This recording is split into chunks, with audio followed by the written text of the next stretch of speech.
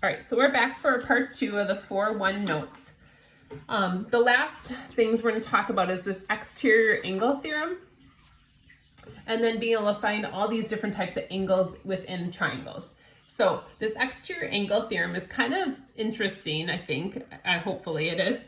And I'm going to kind of talk about it a little bit and then actually teach you the rule. So there's a short way to do this and then a longer way. The short way, hopefully you'll end up trusting me that it works. So I guess maybe I'll explain the short way first. So exterior angle theorem, this is considered an exterior angle. So interior angles would be inside the triangle. Exterior angle is if I extend that side out and there's this extra angle kind of hanging out. This is considered the exterior angle. So what we're going to learn is that angle 1, that exterior angle, is going to be the same measure as the two angles that aren't touching it. And again, I'll show you why this is in a second. So it's going to equal the measures of those together. And where these angles come from is they're the angles that are not adjacent to angle 1.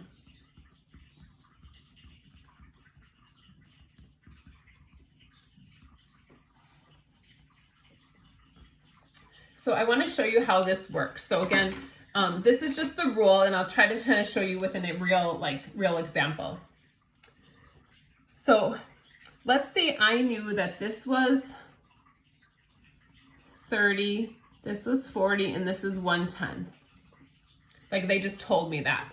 And I know the angles add up to 180. So 110, 40, and 30 adds up to 180. I might have said that wrong. So these add up to 180 together.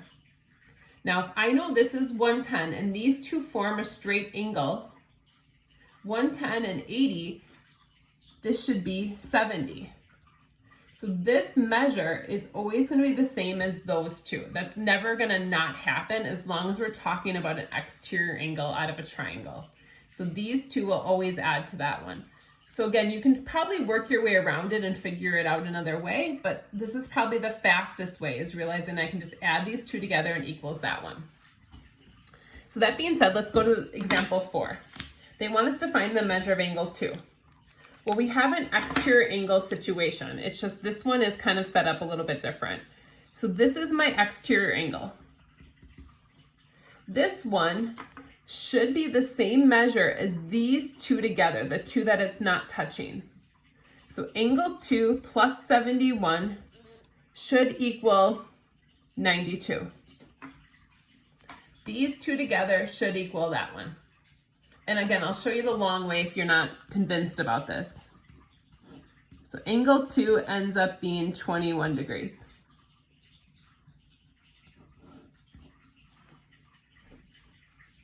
Now, if you're wondering, you're like, oh, that seems a little fishy. So let's talk about it.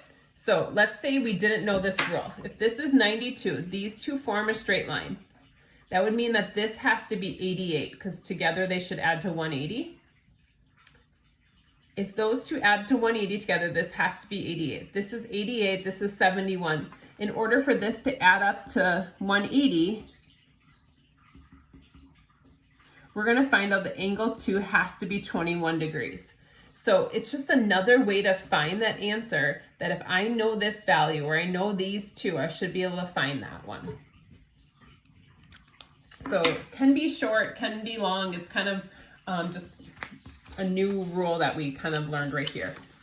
So that being said, we're going to apply that to example 5.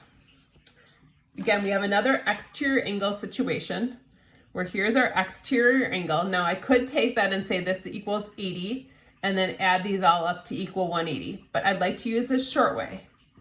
These two together should add up to 100.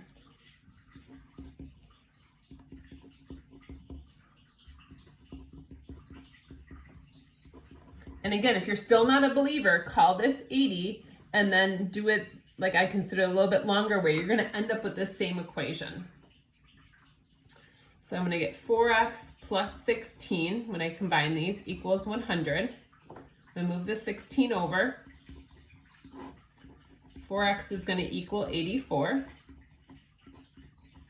And x will end up being 21. Now again, they want to know the measure of JKL. JKL, that's this one. So I have to put this back in.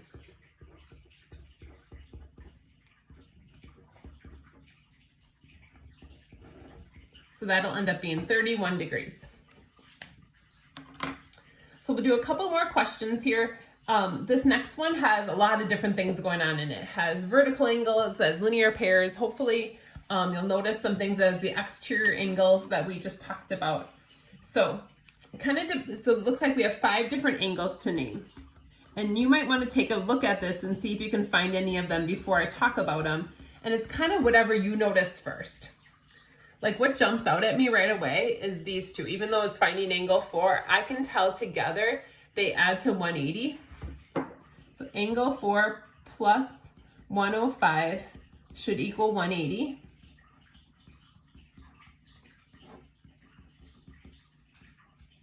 So angle 4 would be 75 degrees.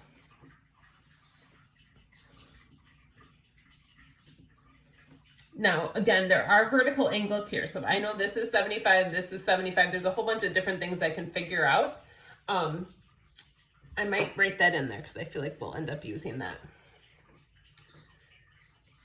So the next one that kind of I notice is that exterior angle idea. So this is the exterior angle that goes with these two. So angle 1 equals 80 plus 60. So angle 1 is going to be 140 degrees here. Now, if you were unsure about that, you could have figured out that this would be 40 because these 3 should add to 180. And then you would be able to figure out that. That also works. So if this is 140, since these are a linear pair, this is 40. Sorry, the drawing's pretty small. So that'd be 40, that little angle 2 there. Now that I know that, I'm going to draw this triangle down here. So this is 75, this is 40. I'm trying to find that little angle 3. They add up to 180 together.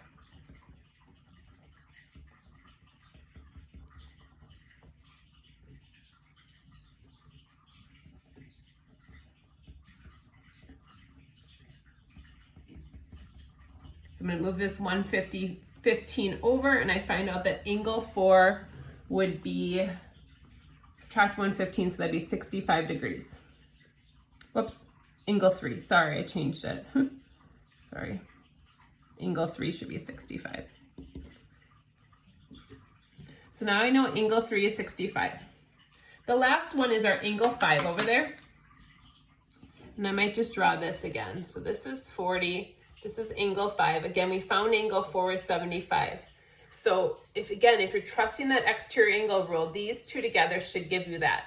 Or you could find this angle from the fact that these 3 add to 180 and then find angle 5. But otherwise, I can do 40 plus 75 equals angle 5. So that's going to be 115.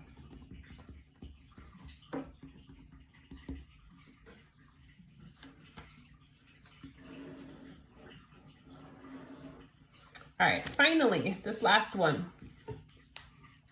This one has something that we haven't talked about since last chapter. It has parallel lines. So hopefully you notice the parallel lines.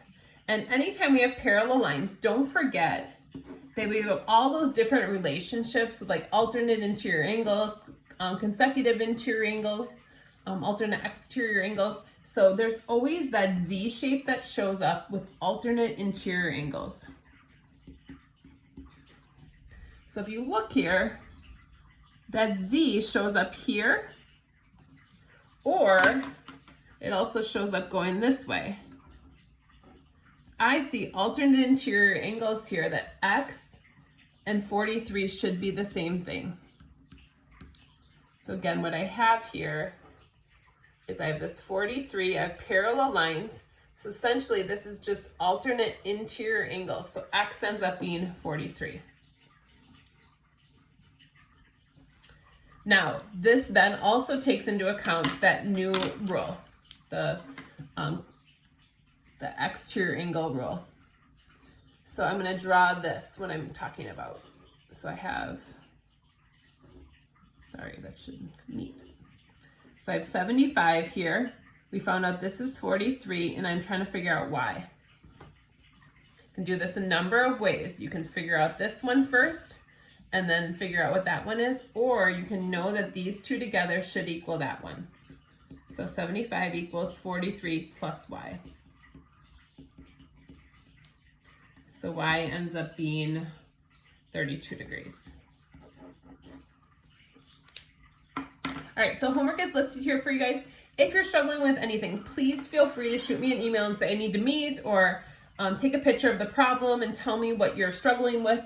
I'd be glad to help you guys to make sure you guys are on track even while we are virtual. Hope you guys are well. Take care. We'll talk soon.